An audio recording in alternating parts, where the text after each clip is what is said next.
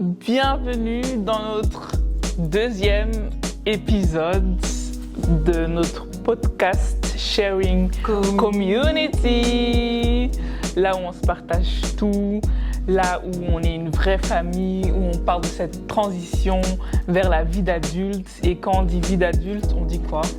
On dit travail, monde du travail, que ce soit en tant qu'employé, indépendant ou bien société. Donc aujourd'hui, le focus, c'est vraiment cette transition vers la vie de travail, la vie de responsabilité, comment se faire de l'argent. C'est des questions et souvent, je crois, un sujet de stress pour notre génération car on se pose 1000 questions. On est aussi un peu forcé à suivre cette trajectoire. Tu finis tes études, ça veut dire que tu dois commencer à te faire de l'argent, à trouver un travail et te débrouiller. Et je sais que c'est pas aussi facile que ça. Et je voudrais vraiment qu'on apprenne à se poser, à prendre du temps avant de prendre la décision d'aller travailler dans une certaine boîte, de devenir indépendant, de travailler dans une société. Car au final, c'est un choix primordial. Donc voilà, let's go. Let's go, comme tu dis, l'entrée vers le monde du travail qui commence plus vers le début de la vingtaine, je trouve. Ouais, mi-vingtaine, on va dire mi-vingtaine. Et puis après trentaine, c'est là où tu fais tes choix pro beaucoup plus concrets. Je pense que tu te connais un tout petit peu mieux pour pouvoir décider où tu veux aller, qu'est-ce que tu veux faire dans la vie. Et je pense que voilà, ce sera dans ce mode d'emploi, le premier chapitre de ce mode d'emploi en fait. Vers cette route vers la trentaine et pouvoir mieux se débrouiller dans cet aspect-là professionnel dans cette dimension de notre utilité dans le monde et dans la vie en fait. Effectivement. Je crois que, comme je l'ai dit dès le début, on a un peu cette pression-là de directement se faire de l'argent et du coup, on ne va pas forcément prendre le temps de se dire quelles sont mes envies à moi ou comment je veux faire de l'argent ou est-ce que je veux faire de l'argent. Parce que je crois que en tant que jeune, le temps est notre meilleur allié, donc c'est le moment de faire un peu, on va dire, ce qu'on ne veut pas faire n'importe quoi, mais si on fait des erreurs, ça aura moins de répercussions que quand on vieillit. Donc du coup, moi je crois que c'est important de se questionner, de se dire premièrement, est-ce que d'office je veux rentrer dans le monde du travail, est-ce que je veux pas juste voyager, mais après c'est vrai avec le voyage tu as besoin d'argent, mais du coup là tu peux te dire que je veux juste faire un travail vite fait sans forcément regarder mes compétences, etc. et aller voyager, il y a cette option là. Est-ce que tu veux vraiment rentrer dans le monde du travail en tant que salarié? Et du coup là il y a plusieurs questions qui se posent. Est-ce que tu veux d'office trouver un emploi dans ton domaine ou bien tu veux peut-être trouver dans quelque chose d'autre, parce que forcément, moi, j'ai fait les finances, donc j'ai beaucoup d'options, mais il y a des amis qui ont fait finance et qui ne sont pas forcément dans les finances et qui sont plutôt dans le marketing. Et moi, j'ai vraiment choisi le chemin un peu standard parce que j'aimais pas sortir de ma zone de confort. Et maintenant, je le regrette un peu, même s'il faut pas avoir de regrets, mais je le regrette un peu. Donc, je crois que c'est vraiment important de se questionner plus pour le domaine salarié. Est-ce que tu veux rester dans ton domaine d'office ou bien tu veux peut-être changer ou continuer à te former pour quelque chose d'autre? Dans quel secteur tu veux travailler? C'est super important. Peut-être qu'il y a des secteurs qui t'intéressent plus. Dans quelle culture tu veux travailler? Parce que souvent, on va vite accepter le premier CDI parce que c'est vraiment super bien d'accepter le CDI, mais l'environnement dans lequel tu travailles peut vraiment déterminer ta vie au quotidien parce qu'au final, on passe beaucoup plus de temps au travail qu'à la maison parfois. Même si avec le télétravail, c'est vrai qu'on travaille à la maison, mais on reste occupé avec le travail. Donc je crois que c'est important de savoir aborder aussi cette première interview où toi aussi tu vas bien analyser l'entreprise dans laquelle tu vas travailler.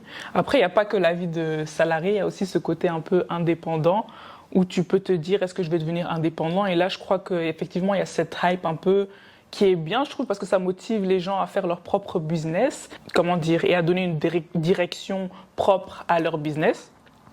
Et donc j'encourage ça, mais je trouve aussi que c'est important d'analyser les risques indépendants. Ça apporte énormément de responsabilités et qu'il ne faut pas juste se lancer la tête baissée comme une autruche. Et donc du coup, sans être méchant. Et voilà, je crois que c'est des choix importants où il faut se poser et un peu apprendre à te connaître et un peu tester aussi, parce que c'est facile de dire oui, mais le questionnement, ça mène à rien. j'invite aussi les gens à tester. Si le premier travail, ça ne marche pas et que tu vois qu'au final, le monde du travail, c'est pas pour toi et que tu veux faire autre chose, que tu veux te lancer dans l'entrepreneuriat, pourquoi pas, t'es jeune, comme j'ai dit, le temps est ton meilleur allié. C'est le moment d'analyser, de tester, de faire des erreurs, de recommencer, de rater, de recommencer, de rater et de réussir au final, je l'espère. Moi, je pense aussi qu'il n'y a pas que ça et j'ai vraiment envie que vous vous retrouviez tous dans notre podcast. On n'est pas forcément dans cette dualité, enfin ce délire très binaire de salarié, indépendant. Je pense qu'aujourd'hui, on est dans une société où il y a plein d'options, il y a plus d'options que ce truc binaire, c'est-à-dire que ce podcast aussi, c'est fait aussi pour les artistes, par exemple, des personnes qui veulent juste être des danseurs, des chanteurs, des peintres, et particulièrement, je trouve, dans notre communauté. Et eux, c'est des indépendants, non? Et souvent. aussi, c'est quand même des formes d'indépendants, mais tu sais, quand on parle d'indépendants, d'entrepreneuriat, quand on ferme les yeux, je trouve que ça convoque vraiment un certain imaginaire, tu vois, du gars en costume, du fait de trouver un secteur où tu peux faire du business, où tu peux faire du cash, tu vois. Non, là, franchement, quand je parle, pour rectifier, quand je parle d'être indépendant, c'est vraiment de choisir ta propre activité, en fait, ton propre business. Et au final, les gens qui dansent, pour survivre, ils veulent quand même avoir de l'argent. Donc, j'imagine qu'ils vont créer un business autour. Donc, voilà, pour moi, c'était vraiment un petit truc que je voulais rajouter, vraiment pour faire en sorte que tout le monde se retrouve un peu dans cette perspective sur comment aborder le monde de l'emploi et surtout le fait que voilà, l'argent, c'est malheureusement toujours le nerf de la guerre, pas par rapport au fait qu'on doit faire du cash et que c'est important de faire du cash, mais malheureusement dans notre société, sans le cash, tu peux pas avancer, tu peux pas t'en sortir parce que c'est ça pour l'instant qui fait tourner le monde. Et voilà, l'objectif vraiment de cet épisode, c'est vraiment d'aborder ce plan-là. Et pourquoi j'insistais aussi sur le plan des artistes, des chanteurs, etc., c'est que je trouve que de manière générale déjà la société, et puis spécifiquement dans la communauté afro, je trouve qu'on hype beaucoup des domaines professionnels, tu vois, genre avocat, travaille dans la médecin, dentiste, tu vois. Et en fait, je veux que ce podcast aussi soit une safe place pour toutes ces autres personnes qui font d'autres choix, tu vois. Comme des personnes comme moi qui sont doctorantes en socio-anthropologie, je vois pas beaucoup d'afro-descendantes comme moi le faire, tu vois ce que je veux dire. Et je pense que c'est vraiment pour tous ces autres-là auxquels on pense pas qu'on fait aussi cet épisode de podcast. Non, c'est vrai, je trouve qu'aussi, mine de rien, même si c'est pas encore l'idéal, avec notre génération Z, je crois qu'il y a plus en plus de jeunes qui suivent un peu leurs propres envies. Genre, moi, comme tu as dit, je vois beaucoup de jeunes, comme mon ami Nathan Moyo, qui se lancent dans la vidéographie, photographie. Il y a des gens qui se lancent dans des podcasts, il y a des gens qui veulent chanter, il y a des gens qui veulent être des make-up artistes. Donc je crois qu'il y a quand même un peu ce boost-là où tout le monde va essayer de faire de l'argent parce que comme tu l'as dit, c'est un moyen de survie et pour vivre. Et ils vont essayer de trouver quelque chose qui sont plus alignés avec ce qu'ils veulent faire. Et donc ça, c'est vraiment l'idéal. Et c'est ça aussi qu'on va essayer de déconstruire et motiver justement cet aspect-là où tout le monde peut en fait tenter des choses qu'ils apprécient. Et aussi, je voudrais mentionner, si tu n'arrives pas forcément à faire de l'argent avec ta passion, il y a beaucoup de gens, et je trouve que là, il faut déconstruire, de se dire, ton travail, ça doit être ta passion. Je crois qu'il y a des gens qui peuvent juste avoir un travail chill, de 9 à 5 heures, et après s'occuper avec leur passion aussi.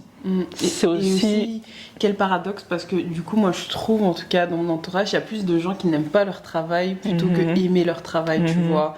Et moi je crois que j'ai vraiment une bénédiction de kiffer ce que je fais, je suis vraiment passionnée. Et aussi je sais à quel point mon domaine il est très spécifique, très spécifique. Et ça veut dire que tu savais un peu où tu voulais aller. Comme c'est spécifique, j'ai l'impression que tu savais un peu. Même pas, c'est vraiment la vie qui a fait que j'ai atterri dans ça, tu vois. Moi, mais je veux dire, quand tu étais en bachelor, quand tu faisais sociologie, tu te voyais pas comme tu te vois maintenant? Non, parce que malheureusement, I'm a black girl, donc c'est pas facile. Donc moi, dans ma tête, j'étais en gestion des ressources humaines. Donc d'abord, j'étais médecin. J'étais médecin, mais t'as vu, j'ai grandi en quartier populaire, on a cassé un peu mes rêves. Donc ça, un projet s'est floppé. Et j'aimais un peu l'histoire et la géo, donc j'ai fait sciences humaines et sociales à l'université. Et comme je connais qu'il y a le racisme et tout ça, la discrimination, il fallait que je fasse un taf où d'office j'allais avoir des opportunités professionnelles. Et donc j'ai pris option gestion des ressources humaines. Donc à la base, j'allais grave être dans l'administratif, alors que je déteste l'administratif, quel paradoxe. Et c'est un peu au hasard, on va dire, que je suis tombée dans la socio-anthropologie, quoi, tu vois. T'as pas eu un moment de... Ouais, je voulais savoir comment t'es tombée dedans. eu un moment de déclic, il y a quelqu'un qui t'a motivé, tu as vu une vidéo. Comment ça s'est passé? Sans vouloir faire un grand épisode sur mon parcours, mais en gros, je me posais beaucoup de questions existentielles sur mon identité en tant que personne africaine, mais aussi qui a grandi en Belgique. J'étais un peu dans un entre-deux identitaire. Et en fait, en fin de bachelier, on devait faire un travail de recherche et j'avais décidé de travailler sur ce sujet-là, donc les identités afrodescendantes, comment les jeunes se construisent ici, les jeunes noirs se construisent ici en Occident. Et en fait, j'ai posé plein de questions à plein de jeunes comme moi et en fait, je me suis rendu compte qu'on avait les mêmes vécus de cette vie dans l'entre-deux, cette identité dans l'entre-deux, cette difficulté à comprendre nos origines. Et en fait, c'est à ce moment-là que je me dis, mais j'adore la recherche. Et en fait, plus je fouillais dans mon histoire et dans ces récits-là, plus je me rendais compte qu'il y avait vraiment un vide par rapport à nos vécus, par rapport à nos connaissances, notre histoire. Et donc, c'est comme ça que je me suis dit, en vérité, je vais faire de la socio-anthropologie, c'est ça qui me parle, c'est ça que j'aime. Et tu vois, j'avais parlé du fait qu'il y a des domaines qui sont hypés, tu vois, dans la société, donc médecin, avocat, comme on avait dit, tout ça, mais la socio-anthropologie, moi j'ai pas dit à mes parents que je faisais socio-anthropo, hein. Et j'ai dû mentir, j'ai menti jusqu'à à ce point-là, Master 2. Jusqu'au Master quand t'avais la sécurité. Je te jure, et quand j'avais commencé à avoir ma carrière un peu sur le côté, tout ça, tu vois, et ça aussi on en parlera sur comment créer sa place dans le monde de l'emploi. C'est quand je commençais à avoir du concret et que je sentais que j'allais pas manger de l'eau, tu vois, et que je pouvais faire quelque chose de concret avec ça, que j'ai commencé un peu à déclarer au daron que finalement GRH, gestion des ressources humaines, c'est pas exactement ce que je vais faire et ce que je suis en train de faire, tu vois. Du coup voilà, et toi comment t'as atterri dans les finances? Parce que t'as dit que tu regrettais un peu. Non. Donc les finances, je regrette pas parce que à l'école, j'ai toujours été bonne avec les chiffres et aussi à l'université. Honnêtement, les finances, ça m'intéressait vraiment. L'analyse, etc. Moi, je suis quelqu'un qui est un peu curieuse, trouver des solutions, analyser. Moi, c'est mon délire et tu peux projeter ça sur plusieurs domaines, mais les finances, voilà, on va pas se mentir, c'était aussi le domaine un peu stable où j'étais sûre de trouver un travail. Et aussi, mes parents, ils me disaient que c'était bien, donc je me suis dit, ok, pourquoi pas. Donc, c'était pas par passion, mais après, j'ai vraiment appris à aimer le truc, à apprécier le truc. Mais malheureusement, toi, tu as eu un peu de la chance, on va dire, parce que tu es directement, en tout cas après les études, tombé dans le domaine que tu apprécies et tu viens un peu de ta passion. Et pour moi, c'est pour ça que tu es quand même un exemple pour moi et je crois que tu dois être un exemple pour beaucoup de personnes. Vivre de sa passion, c'est une grâce, mais c'est pas toujours accessible à tout le monde, malheureusement. Mais si tu peux te battre, franchement, faut foncer parce que je crois que tu es heureuse de vivre de ta passion. Du coup, moi, dans mon cas, j'ai suivi un parcours un peu plus mainstream. Donc, j'ai fait mes études en finance, audit et controlling. Et donc, après les finances, le choix logique, et pour plusieurs options, je crois, il y a un choix logique et pour moi, c'était l'audit. Donc, ma première expérience, c'était l'audit, en plus Big Four, parce que Big Four, quand tu finis les finances, que tu atterris dans les Big Four, tu es vraiment respecté, c'est une bonne école, c'est bon sur le CV. Donc, je me suis dit, comme j'ai dit, j'aime pas trop sortir de ma zone de confort. Donc, je me suis dit, les gens disent ça, les standards disent ça, donc je vais juste suivre. Et un peu les yeux fermés. Et c'est pour ça que j'ai dit au début, c'est très important de d'abord un peu analyser ce que tu veux vraiment et qu'est-ce qui peut te convenir. Et donc du coup, j'ai choisi l'audit et honnêtement, c'est pas que j'aimais pas l'entreprise, mais c'était un mismatch avec ma personnalité, un mismatch aussi avec la fonction que je faisais. C'était vraiment quelque chose qui n'était juste pas fait pour moi et je crois que faut un peu normaliser ça, le fait de ne pas aimer son premier travail. Et parfois, j'ai l'impression que dès qu'on n'aime pas son premier travail, on se dit « Ah, c'est un échec, c'est foutu, partir avant un an de travail, c'est une honte, etc. » T'oses même pas dire à tes parents, à tes amis. Donc du coup, je crois que ça, c'est... Oui, tu rigoles, mais c'est compliqué. Je m'identifie, Mago, je rigole pas, je m'identifie. Ouais, continue. Et donc du coup, voilà, c'est pour ça que comme conseil, je pourrais donner, analyser bien pour les salariés, là je parle des salariés, plus pour ceux qui vont travailler dans une entreprise, analysez bien l'entreprise dans laquelle vous allez travailler parce que j'ai souvent vu que quand tu es junior, tu n'oses pas forcément t'imposer. Et donc à l'interview, le problème c'est qu'on va dire « Ah, on doit se battre pour ce CDI-là » et c'est bien parce que le CDI, ça rapporte une certaine stabilité, un confort. Mais dans l'interview, en fait, il faut savoir que c'est un dialogue. C'est un dialogue où l'entreprise pose des questions, mais toi aussi, tu dois poser des questions. Parce que toi aussi, finalement, tu dois trouver ton match. Et souvent, c'est un peu en mode c'est l'entreprise qui doit m'accepter, mais toi aussi, au final, tu dois quand même accepter l'entreprise. Et donc, je crois qu'un bon conseil que je pourrais donner pour ceux qui veulent vraiment travailler en entreprise, c'est de bien analyser l'entreprise en interview, être en confiance, s'imposer, même si tu ne connais pas trop, faire bien tes recherches à l'avance, comparer et aussi oser dire, écoutez, voilà, vous me proposez ça, mais les concurrents, ils proposent ça, d'où ça vient, comment ça se passe, essayer de négocier. Parce que parfois, quand tu n'oses rien dire, ils vont un peu te prendre comme quelqu'un de naïf et ils vont un peu, t'utiliser et juste te prendre comme ça. Donc voilà, ça c'est ma première expérience. Donc ça a été un mismatch, mais j'ai dit que je regrettais, mais je regrette pas parce que c'est quand même une bonne école en finance, ça m'a beaucoup appris. Ça fait ce que tu es en vrai. Effectivement, et j'ai pu aussi apprendre ce que je ne voulais pas. Parfois c'est plus facile de commencer par ce que tu ne veux pas, par te dire qu'est-ce que je veux. Et donc là maintenant, j'ai pu trier l'audit et les Big Four, c'est pas pour moi. Et me focaliser sur le consulting qui est vraiment plus adapté à ma personnalité.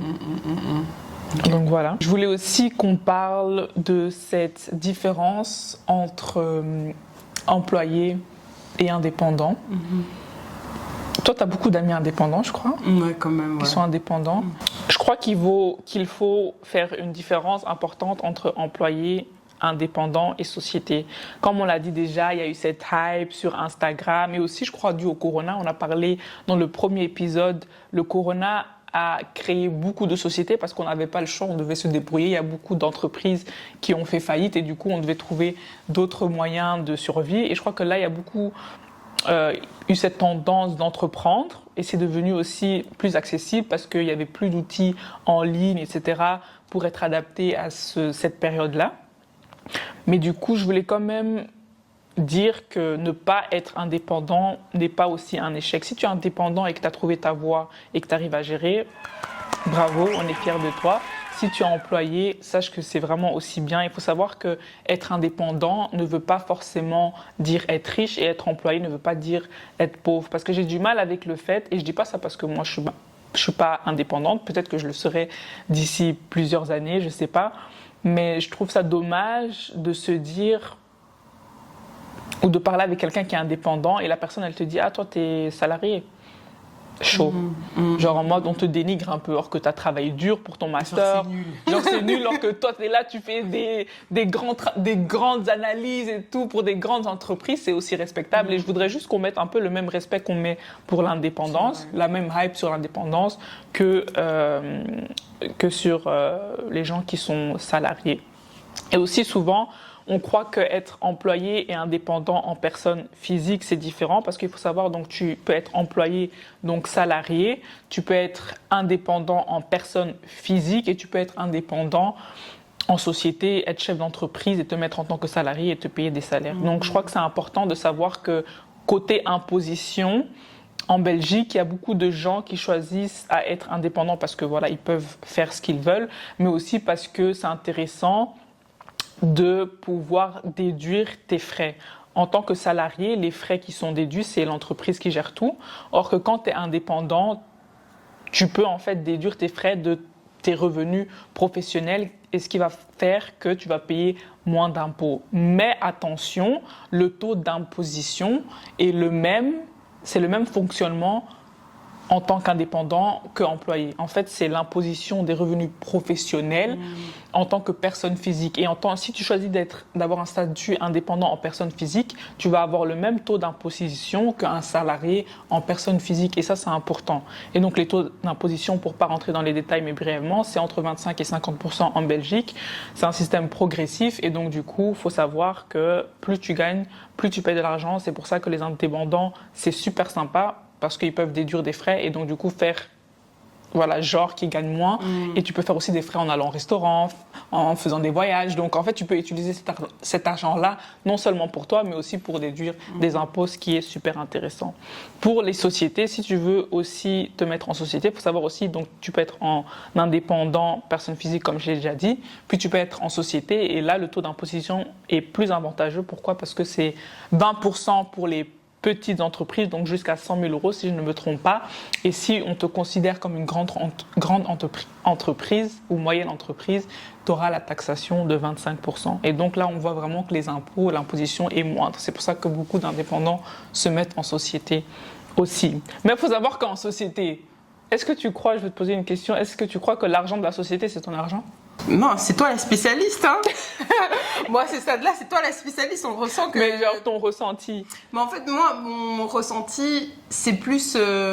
Moi, je suis dans une posture un peu particulière parce que tu parlais de mes amis entrepreneurs. J'ai des amis entrepreneurs, mais je me considère aussi un peu entrepreneuse. Oui. Comme je te disais, j'ai 1 million de casquettes, tu vois. Ne serait-ce que le fait que je sois conférencière, etc. Tout ça, c'est à mes frais, c'est moi qui me vends. J'ai aussi tout mon travail de la création de contenu aussi. Des fois, on me paye pour faire certaines choses et certaines collaborations. Et du coup, ouais, donc, t'as le statut. Doctorante, c'est le statut salarié. Voilà, exact. Et donc, le côté, ce que tu fais, conférence, c'est le statut indépendant. Voilà. Donc. Et moi, c'était plus... moi, je trouve que tu es vraiment excellente, genre, dans cette partie technique, genre, vraiment sur les impôts, etc. Moi, je pense je peux plus parler de mon aspect au niveau de entrepreneur et le lifestyle qu'il y a derrière. Et juste pour revenir à ta question. Vraiment, parce que je me dis, mais elle parle, mais tu ne réponds pas à ma question, en fait. Juste pour m'expliquer la question, parce que je me sens pas en capacité de bien répondre. Mais il n'y a pas de mauvaise réponse. Ce que je pourrais dire surtout, c'est que par rapport au monde de l'emploi, ce qu'on oublie, c'est plus, moi je parle plus en tant que ma posture de femme noire et tout en Occident, c'est qu'on ne prépare pas notre place dans le monde, tu vois ce que je veux dire. Et moi, genre comme tu as parlé de ton parcours scolaire, moi je me rends compte que dans mon parcours scolaire, j'ai préparé ma sortie avant de sortir en fait, tu vois. Et je trouve que, parce que ce podcast, il s'adresse aussi à la jeune génération, donc les gens plus jeunes que nous, donc ceux qui sont en début de vingtaine ou bien qui sont encore à l'école secondaire, au lycée, au collège, etc. C'est vraiment important en fait d'anticiper les choses, surtout pour nous, tu vois. Et il y a un des aspects qu'on ne développe pas assez, c'est le réseau en fait, tu vois. Le réseau, le parrainage, et c'est tous des angles morts en fait qu'il y a dans le monde de l'emploi, mais qu'on aurait dû anticiper, tu vois. Et en étant à l'université, je me suis vraiment rendu compte à quel point le réseau c'était hyper important pour pouvoir négocier en fait mes portes de sortie en fait pour le monde de l'emploi, tu vois. Non, c'est vrai. Merci de ton partage et de nous avoir donné un peu un insight. Et c'est aussi bien, tu as dit que toi, tu as un peu les deux casquettes, parce que ça aussi, ça existe d'être employé et d'être indépendant complémentaire. Ça aussi, c'est totalement faisable et possible et parfois même plus avantageux. Comme je disais, je reviens sur la question que j'ai posée. Parce que souvent, on se dit, je vais créer ma société, je vais faire plein d'argent et c'est super bien. Et souvent, on va croire que l'argent de la société, c'est notre argent, or que la société a un statut à part et toi, tu es une personne à part. Donc souvent, l'argent, le chiffre d'affaires que tu fais, qui est parfois énorme, n'est pas forcément ce que tu vas pouvoir utiliser directement pour tes dépenses privées. Donc c'est pour ça aussi que les gens souvent, mais ça c'est dans les détails, et aller demander conseil aux experts, mais souvent une tactique très connue, c'est que tu te mets en tant que salarié, tu te donnes un salaire, mais souvent il ne doit pas être trop élevé parce qu'il y a les impôts aussi que tu veux éviter. Trop de salaire veut dire trop d'impôts. Donc il y a plein d'aspects qu'il faut vraiment analyser et souvent on se dit c'est facile, je vais créer ma société, hop, mais il y a tellement de choses administratives, assurance, que tu dois faire. Donc franchement, prenez le temps d'analyser ces 3 différents aspects qui sont souvent, on va dire, les plus communs. Et effectivement, en tant qu'artiste aussi, je crois que tu dois quand même être un peu reconnu, avoir un statut aussi. Donc je crois que pour eux aussi, c'est important de le savoir. Donc voilà, posez-vous et aussi n'hésitez pas à payer peut-être une petite somme ou aller voir des gens qui vont vous conseiller par rapport à ça et ne vous lancez pas comme ça parce que chaque domaine a son risque. Et aussi, parce que je sais que les gens vont m'attraper pour dire quand même il y a une différence entre indépendant personne physique et salarié d'office par rapport au taux d'impôt. Il faut savoir que tout ce qui est cotisation sociale, nous on paye, notre employeur nous déduit beaucoup de cotisations sociales, mais chez les indépendants, il y a moins de cotisations sociales, mais le revers, c'est que du coup, ils auront une pension moins élevée que nous. Donc voilà aussi quand même la différence à mentionner. mentionné. Donc voilà, j'espère que c'était pas trop d'infos, mais n'hésitez pas à revenir vers nous si vous avez des questions. Notre meuf des finances avec des On trucs essaye. concrets, techniques pour votre vie en fait, hein, pour pas juste dire ah lance-toi et puis il y a tout ça qui t'attend en fait, tu vois. Donc c'est super important en fait de dire d'expliquer vraiment concrètement comment ça marche avec la vraie réalité du terrain. Surtout que, comme tu disais, on n'est pas tous obligés de devenir des entrepreneurs, tu vois. Il y a la vie aussi en salariat, et la vie, elle est très bien aussi en salariat. Il y a des gens qui font le choix de ne rien faire aussi, et c'est ok de ouf. Genre, surtout dans la société capitaliste, on nous matrixe toujours à nous mettre en action, tu vois. Et je pense que même moi, sur le plan individuel, comme je t'ai dit, comme j'ai toujours du hustle, en fait, dans ma vie, je pense même que si j'ai beaucoup d'argent et que, j'arriverai pas à me dire j'ai plus rien à faire, tu vois. J'arriverai jamais à m'inscrire dans cette posture où j'ai plus rien à construire, plus rien à créer parce que j'ai été formatée en fait à travailler. Et même toi, enfin toi et moi, on est des jeunes filles qui font beaucoup de trucs dans la vie. On se rend compte aussi dans nos trains de vie qu'on a du mal aussi à ralentir, à prendre du temps pour se reposer, etc. Et donc ça, je dis ça aussi plus à notre génération. Et tu parlais aussi dans l'épisode précédent de la fracture avec la génération de nos parents qui, eux, se sont cassés le corps en fait à travailler dur. Et on peut grave se reposer en fait. Se reposer aussi, c'est autorisé. Et moi, je le dis surtout parce que quand je me présente, je dis toujours que j'ai 1 million de casquettes. Parfois, je suis fatiguée, mais je trouve qu'on ne nous apprend pas à nous reposer.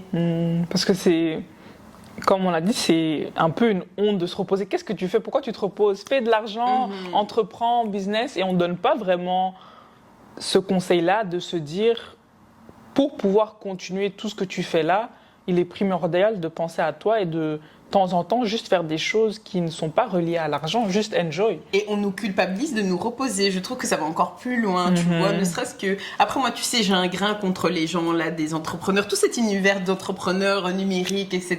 Bon, je sais qu'il y a du bien, mais je trouve qu'il y a aussi beaucoup de mauvais, tu vois, beaucoup de trucs assez problématiques.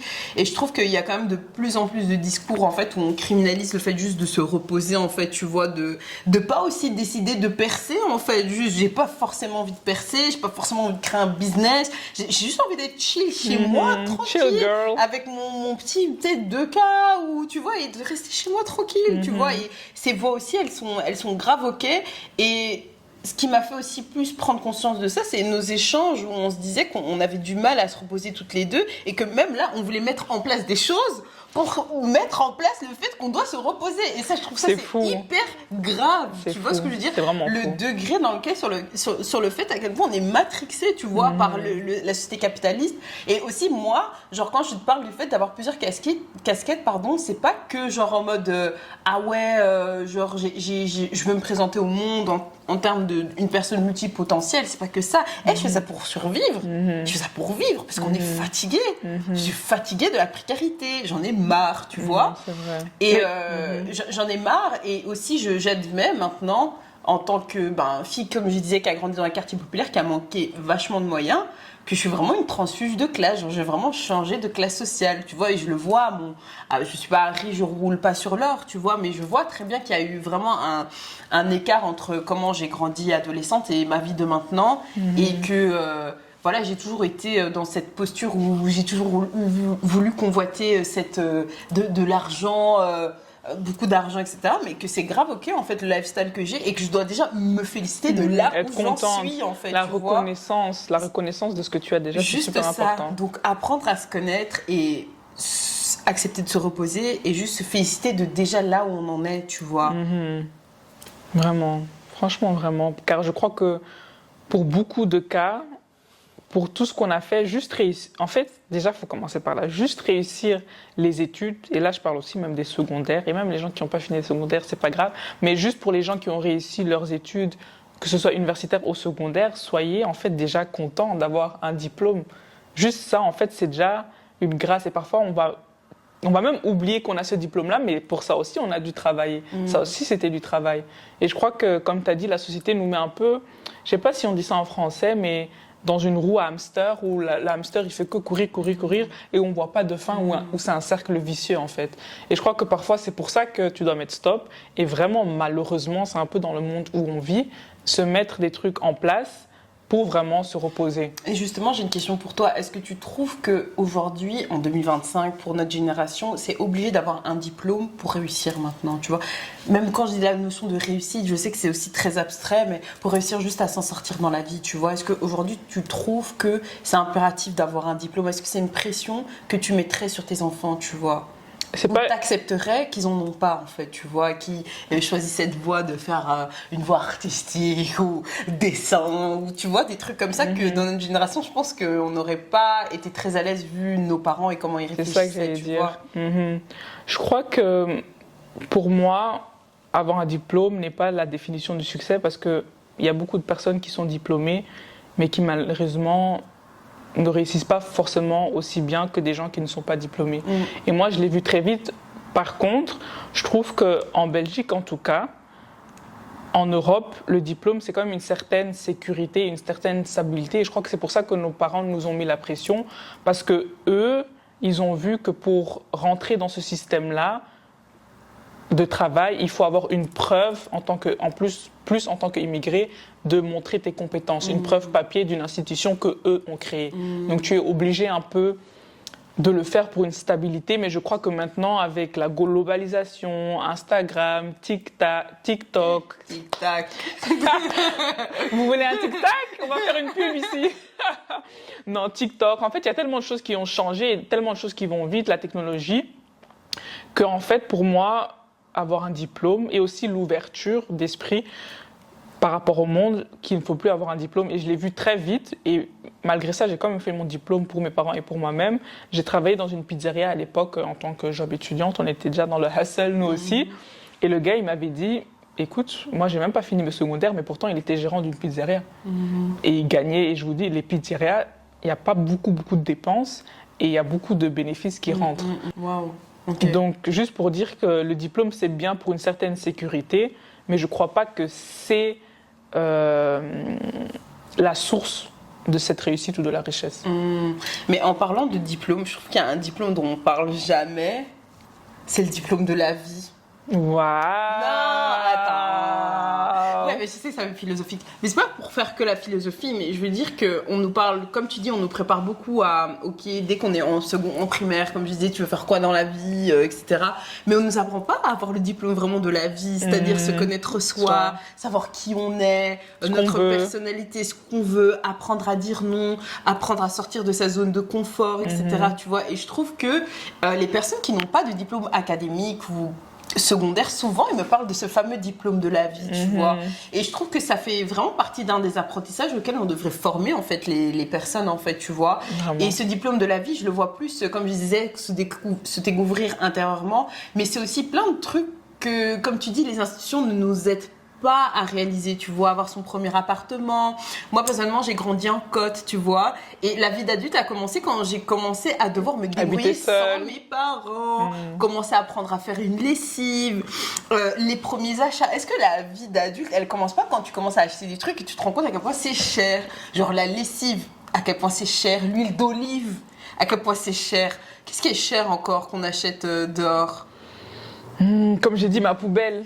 La poubelle, c'est trop cher, la poubelle, c'est tellement cher. En fait, c'est plein d'éléments comme ça qu'on nous donne pas et auxquels je trouve qu'on devrait vraiment nous former, tu vois. Je trouve que cet espace, il est aussi là pour ça, tu vois. C'est pour parler vraiment de tous ces aspects-là dont on parle pas, tu vois. Apprendre à se dépasser, tu vois, c'est vraiment des angles morts que je trouve ça hyper grave, tu vois, et qui attrapent notre veste à la période de la fin de la vingtaine et début de la trentaine, je trouve, tu vois. Non, c'est vrai. Et c'est là où tu dois... C'est ça que je disais, en fait, à l'époque, on idéalisait la vie d'adulte. Et je crois qu'on a parlé trop vite. Et c'est vraiment en rentrant dans cette vie-là qu'on s'est dit, quel bordel. Et là, tu comprends pourquoi tes parents, parfois, ils rentraient à la maison, ils étaient aigris. Tu vois une facture, amende, alors que tu avais déjà fait tes calculs. Budgétiser, est-ce qu'on nous apprend ça à l'école? Pas vraiment. Même moi, en finance, honnêtement, budget, oui, budget d'entreprise. Mais comment on fait budget vraiment réellement par rapport aux dépenses actuelles? Donc je crois que cet aspect-là, effectivement, c'est un angle mort, mais c'est pour ça qu'on est là. Ouais, aussi un peu. De ouf. Et je pense aussi qu'il y a une dynamique qu'on devrait plus aussi explorer, c'est plus par rapport à notre posture de femme aussi, tu vois. Je pense qu'il y a aussi tout un contre-discours aussi qui nous apprend à... En fait, on est dans une société où, avec le féminisme et tout ça, on nous encourage vraiment beaucoup à être seule, indépendante, etc. Mais il y a aussi des contre-discours qui nous disent de trouver un homme, etc., pour pouvoir vivre sur leur dos, etc. Et je pense, et bon, là, on est entre femmes, et je me demande, même en tant qu'homme, comment ça doit être aussi, cette arrivée vers la trentaine, tu vois, genre dans le sens que on te matrixe à faire en sorte de te faire comprendre que c'est toi le chef de la maison, c'est toi qui dois ramener le cash, etc. Donc, je pense aussi que dans cette dynamique-là, il y a aussi beaucoup de pression. Et plus sur justement, on a notre vidéographe Nathan Moyo. Suivez-le, Moyo Films. Moyo Films, c'est ça? Donc du coup, je voulais te demander, toi, par rapport, comme tu es un homme, tu peux peut-être aussi donner ton avis parce qu'on n'est que des femmes et on veut inclure tout le monde, all inclusif. Est-ce que tu crois qu'il y a peut-être une pression plus élevée pour vous que pour nous? Et aussi, je voudrais te demander, parce qu'on a longtemps vécu dans le patriarcat et même maintenant quand même, on va pas se mentir, même si tu as dit qu'effectivement les femmes, on nous impose ou bien on nous donne le droit de travailler, parce que mine de rien, le droit de travail, c'était pas il y a si... Ouais, c'est hyper récent. C'est hyper récent. Donc, d'office qu'avant, dans le patriarcat pur et dur, la pression était vraiment sur l'homme parce que c'était le provider, l'homme capable, le terme un peu tendance. Mais est-ce que maintenant, vu que les femmes aussi, beaucoup de femmes, en tout cas dans mon entourage et que je connais, travaillent aussi, est-ce que tu ressens quand même toujours cette pression-là ou ça t'allège le fait de savoir que les femmes aussi, en vérité, travaillent aussi et doivent se faire de l'argent? C'est un peu de deux côtés, on va dire. C'est de deux côtés. Donc, si je dois dire que je sens une pression, je ne sens pas vraiment une pression, tu vois pourquoi? Je suis à mon aise. L'autre côté, si, parce que tu travailles, tu as des factures à payer, tu dois faire ça, tu dois faire ceci. Et si tu as ton père ou ta famille, que tu dois prendre soin de ta famille, ça c'est déjà compliqué. Tu ressens une pression. Parce que la vie d'adulte, on ne va pas se mentir, c'est pas facile. Donc voilà. Et donc tu ressens pas la pression? Pour l'instant, non. Je crois que quand je vais me marier, si, là je sens aussi la pression, mais pas vraiment où je me dis pression sociale, non, je ne le sens pas. Je crois qu'il ressent pouvoir riche. d'achat. Mais je crois ce qu'il veut dire. Des fois j'ai le pouvoir d'achat. Ah, voilà, tu es riche. Tu sais, je dis, capable. il m'a dit, il n'a pas la pression. Je me dis, il est riche alors. Ça dépend des fois. Quand je paie l'électricité et tout, je me dis, ah merde, il me reste ça. Bon, maintenant je vais être très intelligent avec mon argent. Parce qu'on ne nous a jamais appris comment gérer son argent, comme Clémentine l'a dit. À l'école, tu n'apprends pas ça. À la maison, tu n'apprends pas comment gérer ton argent. Tu gères ton argent avec l'expérience. Donc voilà. Merci. Mais je crois que la manière dont tu hustles, je crois tu ressens pas forcément, mais il y a une petite pression. Mais il faut savoir aussi que Nathan Moyo, l'exemple à prendre, c'est quelqu'un de très relax, très posé, step by step. Et je crois que c'est vraiment une qualité, je crois, qu'il faut prendre. C'est, ok, c'est bien, fais ton argent. Et tu as la pression, mais mettre un stop à cette pression-là et take it easy, day by day. Le combat de demain, c'est pour demain. Aujourd'hui, profite, que tu sois même en vie, que tu respires et que tu es en bonne santé. Et je pense que ça, c'est un vrai conseil, comme tu dis, genre même dans cette phase de la vie, comme tu dis, il y a énormément de pression, on a de plus en plus de responsabilités. En fait, genre, si tu te saisis en fait de tous les trucs qu'il y a autour de toi et tu vas péter les plombs, tu vois. Et comme tu dis, genre, c'est super important dans cette phase de ta vie, je trouve, quand t'as à la fin de la trentaine, c'est tout doucement, tu vois, et de défaire les nœuds un par un, tu vois ce que je veux dire, parce que c'est vrai que tu arrives à 30 ans, les gens ils t'attendent au tournant, et j'en discutais avec un de mes amis qui disait que genre même des réflexions qui te traversaient pas vont commencer à te traverser, tu vois, quand t'as 30 ans. Il y a des hommes ou des femmes qui disent par exemple ils veulent pas d'enfants, ils veulent pas se marier, mais quand t'as 30 ans, bizarrement il y a une espèce de clochette qui se fait dans ta tête et tu commences à envisager, tu commences à questionner, tu commences à te poser des questions, tu vois. Et aussi genre je pense que les responsabilités elles viennent t'attraper aussi dans le sens que moi personnellement, comme je disais dans l'épisode précédent, je suis la cadette, donc je suis la plus petite de ma famille, donc j'ai toujours été, enfin c'est pas que j'ai toujours été la gâtée, mais j'ai toujours été vue à travers le prisme de la plus petite, la petite, tu vois. Et là maintenant j'ai un neveu, là maintenant je sens que je suis un peu une grande, c'est-à-dire que maintenant c'est moi qui dois donner 20 € à mon petit neveu, tu vois ce que je veux dire, alors que c'est moi avant qui on me donnait, tu vois ce que je veux dire. Donc tu vois que c'est les responsabilités, elles commencent à prendre ton coup, tu vois. Donc c'est vraiment important, je pense, de s'imprégner de ça, je pense. Non, c'est vrai. Je crois qu'on a dit des choses intéressantes. Donc franchement, je crois que le plus important, c'est de bien analyser dans quel domaine ou quel statut tu vas avoir. Ne pas trop être esclave de l'argent. Ça ne fait pas c'est pas la seule chose qui fait le bonheur. Important, comme tu as dit, d'avoir un diplôme de la vie, d'apprendre à se connaître, d'apprendre à avoir un équilibre dans tout ce qui est tâches ménagères, gestion de famille, gestion d'argent. Je crois que c'est un peu un tout. Il ne faut pas être omnibulé que par l'argent ou que par l'entrepreneuriat, etc. Vivez la vie un peu parce que la vie est belle. Et sa propre version de la réussite aussi, je pense. Tu vois que la réussite des réseaux sociaux, c'est pas en fait une voie monolithique. Chacun a sa conception de la réussite. Tu vois, il y a des gens c'est faire une belle famille, il y a des gens c'est beaucoup voyager, il y a des gens c'est juste être en paix comme ça, tranquille avec son petit confort. Tu vois, il y a des gens c'est faire du cash et tout tuer. Chacun sa voie, comme tu as dit. Chacun sa version de la réussite. Il faut absolument pas se comparer et pas se mettre la pression, je trouve. Et quand je le dis aussi même pour moi-même en vrai, pour nous. Vous savez, c'est très facile de donner des conseils, mais souvent les suivre, c'est ça qui est le plus Mais depuis, compliqué. moi je dis c'est aussi pour nous. Moi depuis, même mais c'est ça. Mais pour nous. Mais le problème, est-ce que tu le fais? C'est ça le problème. C'est ça que je veux te dire. On va vérifier dans. Posez-nous des questions. On va voir si effectivement on le fait ou pas, car vraiment ce qu'on dit, on veut vraiment l'appliquer pour nous-mêmes aussi, quoi. Donc voilà.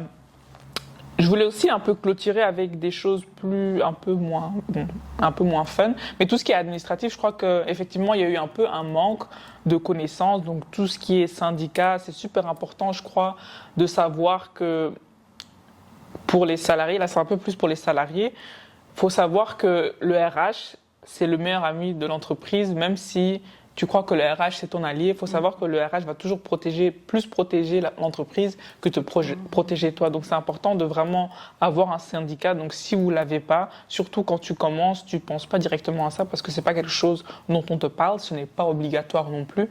Donc, c'est important d'aller vers cette direction-là parce que c'est vraiment une organisation qui va te protéger si tu veux démissionner, si tu as été viré d'une manière injuste, même si tu veux négocier ton salaire, eux, ils te donnent des conseils. Moi, récemment, je voulais négocier mon salaire et ils m'ont donné des tactiques. Il faut faire attention parce qu'eux, ils vont utiliser ça comme argument et c'était vraiment génial. Et c'est à peu près 20 € par mois. Donc, je crois que ça en vaut la peine.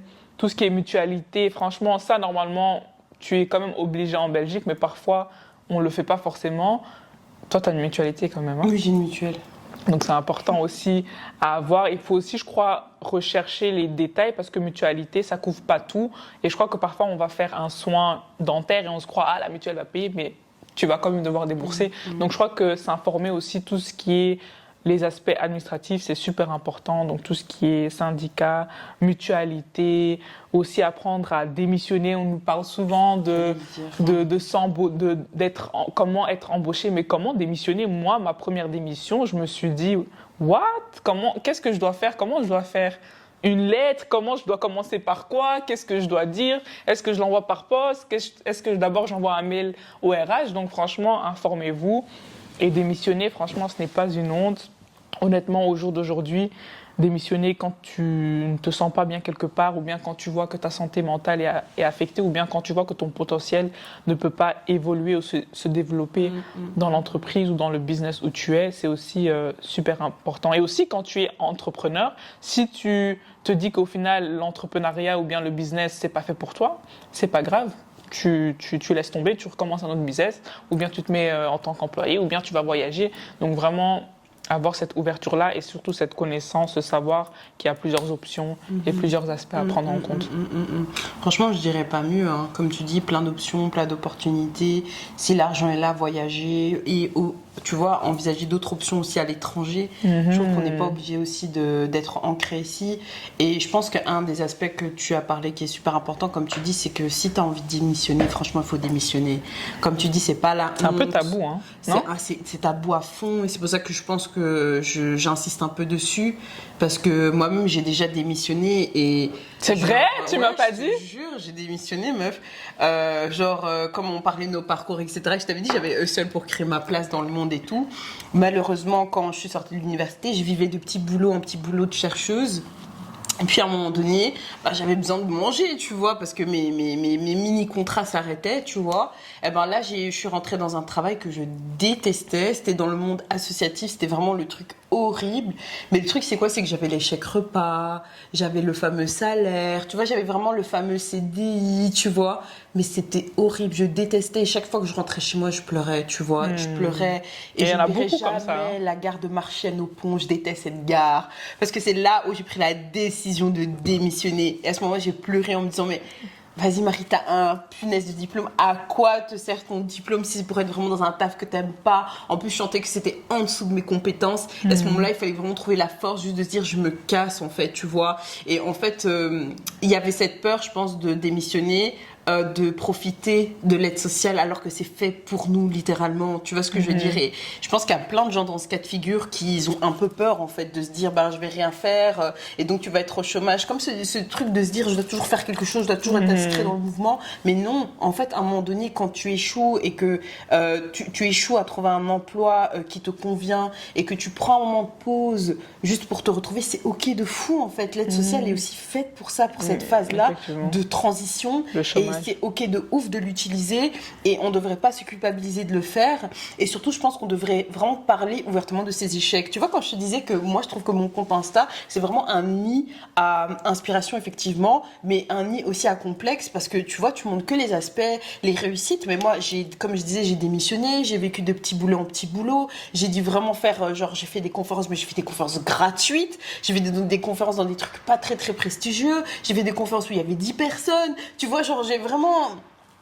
j'ai même mon statut de doctorante, je l'ai eu en ayant eu un échec, donc j'ai déjà postulé, j'ai déjà raté, et en fait c'est vraiment aussi cette approche-là de vous montrer que en fait la vie ça n'avance pas sans échec en fait, c'est ok de ouf de trébucher et que les échecs ne sont pas forcément des trucs comme tu vois comme des échecs, c'est des apprentissages, c'est aussi des moments où voilà une porte se ferme, une fenêtre s'ouvre, tu vois, c'est en tout cas c'est quelque chose qui a beaucoup amen, c'est des choses qui ont beaucoup rythmé en tout cas mon existence et je voulais vraiment attirer l'attention sur ça et tu démissionnes, ta vie n'est pas finie hein. Ta vie elle est pas finie, tu vois, et que même à 30 ans tu peux grave te réinventer si justement. Tu floppes ton entreprise et que tu te dis franchement l'entrepreneuriat c'est éclaté, j'y arrive pas, c'est grave ok de ouf. Et c'est là où, parce qu'en ce moment, j'admire pas trop l'Amérique, mais c'est là où je respecte la mentalité américaine, c'est que là, vraiment, échouer, c'est vraiment une preuve de moitié réussite. Dans le sens où là-bas, ils sont vraiment en mode, on va essayer jusqu'à on réussisse. Et failure, en fait, l'anglais, je vais arrêter, l'échec seulement. L'échec, en fait, c'est vraiment vu comme quelque chose de normal. Et je trouve qu'en Belgique, ou bien en Europe, je sais pas, mais on a cette mentalité en mode échec, tu peux même pas en parler. Or que là-bas, les gens, ils vont parler. Trump, combien de faillites il a eu et pourtant il a créé plein de business et maintenant même c'est le président. Donc je crois qu'il faut juste normaliser. Et aussi, je crois que pourquoi on a un peu diabolisé l'échec, c'est encore une fois cette comparaison parce qu'on voit que la réussite chez les autres et on voit pas les échecs. Et en plus de ça, je trouve que quand on est jeune, on va souvent se soucier un peu du regard des autres et du jugement des autres parce que, voilà, on va pas se mentir, une validation de quelqu'un d'autre ou de quelque chose d'externe, ça fait toujours du bien. Et donc, on va pas se mentir, ici, comme c'est mal vu, si tu montes ton échec ou bien si tu échoues, d'office, on va un peu te juger et du coup, t'as pas forcément envie de le montrer et de le normaliser. Donc ça, franchement... Un conseil qu'on peut donner quand tu es jeune, comme on a dit, le temps est ton meilleur allié. Et même ceux qui ont 50 ans, en vérité, si ils font encore des erreurs ou ils échouent, c'est pas grave. Mais maintenant, ça a encore plus en ton avantage parce que le temps est ton meilleur allié. C'est le moment de faire des erreurs, d'apprendre et d'évoluer en fonction. Et je pense aussi qu'un des aspects dont on parle pas assez, c'est aussi de développer ses passions, tu vois. Moi, je pense que j'ai toujours souffert du fait de pas avoir appris à jouer un instrument, par exemple, tu vois. Genre, comme je disais, on nous apprend tout le temps à trouver notre place dans le monde à travers un emploi, mais on nous apprend pas à trouver ce qui nous fait vibrer dans la vie, tu vois, parce que c'est ça qui tient en vérité, tu vois. C'est pas forcément un travail avec de l'argent. Il y a des gens qui ont beaucoup d'argent qui se suicident, tu vois ce que je veux dire. Et je trouve que vraiment c'est une invitation aussi ici à développer tes passions et comprendre vraiment qui t'es en dehors de ton emploi, quoi, tu vois. Je suis super contente parce que c'est le thème de notre prochain épisode, épisode 3. J'ai même pas fait exprès. C'est ça, c'est pour ça que... Connection. Duo de choc. Donc voilà, c'est très intéressant. Donc on va parler vraiment de la quête de soi. C'est très philosophique et le terme aussi développement personnel, c'est très tendance maintenant. Mais qu'est-ce que ça veut dire réellement? On va en parler dans l'épisode 3. Donc restez avec nous. Merci pour cette écoute. J'espère que ça a été intéressant. N'hésitez pas à nous poser des questions si vous en avez. Franchement, comme on l'a dit, c'est un safe space où on parle de tout et de rien, comme vous le voyez. On est à l'aise. On défie un peu les standards, hein, comme j'aime dire, et comme tu as l'habitude de faire aussi. Donc, merci à vous pour l'écoute et à la prochaine. À la prochaine. Ciao, ciao.